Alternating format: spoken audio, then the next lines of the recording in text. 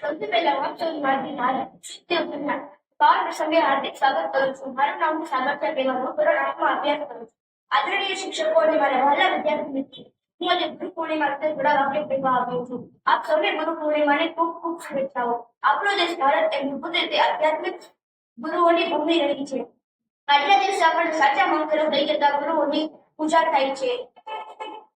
આજના યુગમાં યુવા પેઢીને એમ થાય છે કે આપણી પાસે તો મોબાઈલ ફોન ઇન્ટરનેટ જેવા પણ છે, જેમાં ગૂગલ અને ઇન્ટરનેટ જેવી સુવિધાઓ છે, જેમાં આપણે કોઈ પણ વસ્તુ સર્ચ કરવાથી આપણને બધી જ માહિતી મળી રહે છે. તો આપણે ગુરુ શિક્ષકની શી જરૂર છે?